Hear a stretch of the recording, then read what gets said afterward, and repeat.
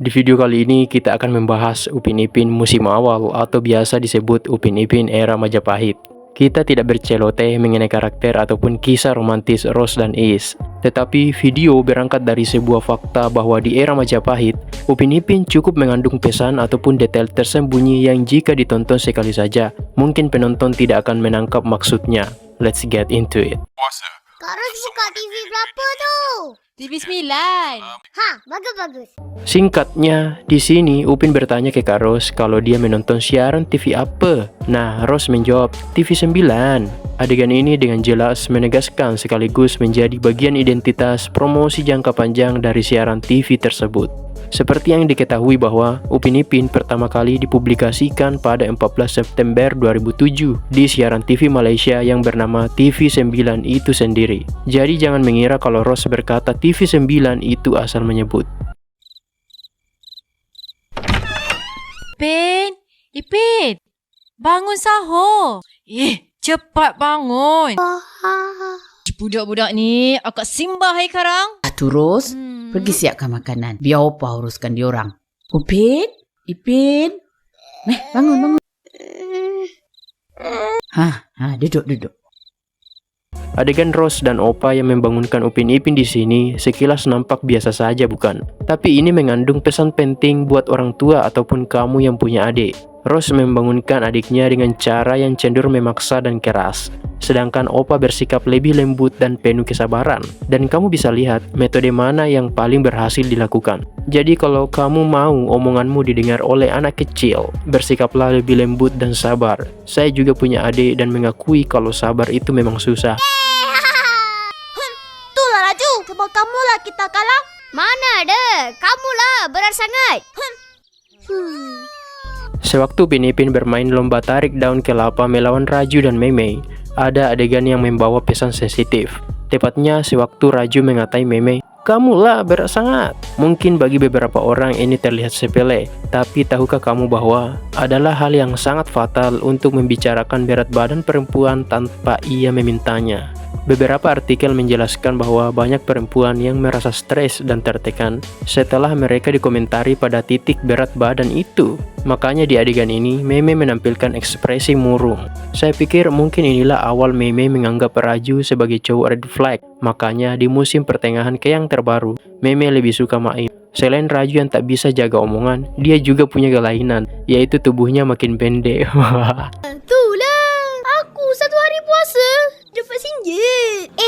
Apa sah kita tak dapat pun Ipin? Alah, dah lah kita puasa penuh. Korang puasa penuh? Aku puasa setengah hari je. Boleh ke macam tu? Oke, sekarang kita berlanjut pada adegan ketika Opa sekeluarga pergi ke masjid untuk melaksanakan sholat tarawih. Di sana, Upin Ipin bertemu Ehsan dan Fizi. Setelah diperhatikan lebih lanjut, cuplikan ini dengan jelas membawa pesan bagi kita semua tentang bahayanya bergaul dengan teman yang tidak benar. Sewaktu Ehsan berkata kalau dia dapat seringgit setelah berhasil puasa 1 hari. Hal tersebut secara tidak langsung menciptakan standar toksik bagi temannya yang lain. Dibuktikan oleh Ipin yang nyeletuk, "Lah kita kok nggak dapat ya?"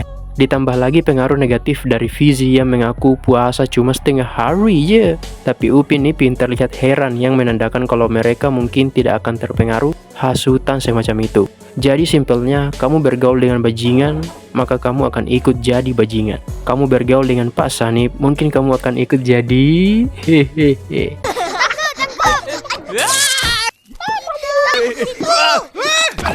Sorry. Assalamualaikum. Kami nak minta maaf.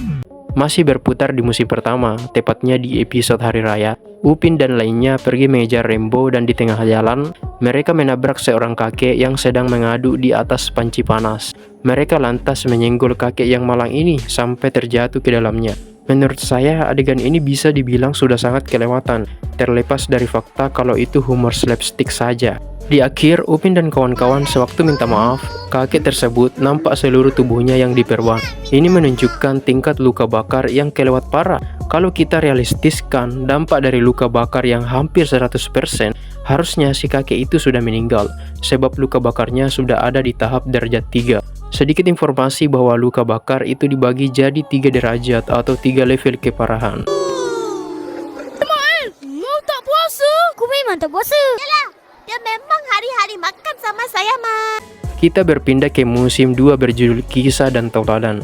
Di dalam kelas, Mail full kena ceramah dan teguran dari teman kelas disebabkan dirinya yang tidak berpuasa. Nah, Meme sempat nyeletuk. Iyalah, dia memang hari-hari makan sama saya, Ma. Well.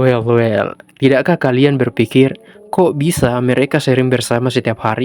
Padahal tetanggaan juga tidak.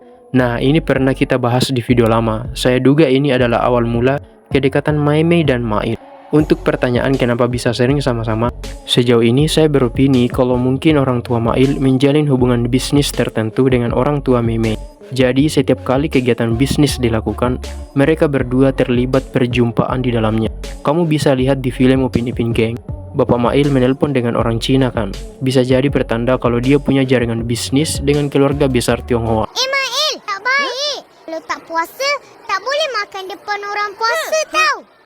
Masih di adegan yang sama, Upin sempat mengatai Mail. Tentunya kita tak boleh termakan pernyataan seperti ini.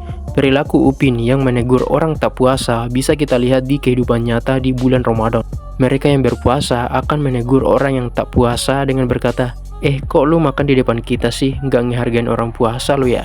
Well, sebaiknya kita hentikan kebiasaan semacam itu. Jangan mentang-mentang kita sedang berpuasa, terus kita malah ngemis-ngemis penghargaan pada mereka yang tak berpuasa. Sekali lagi, tak perlu ngurusin hidup orang. Terserah mereka mau makan di mana. Toh itu hak mereka juga. Jangan terlalu kaku lah dalam beragama.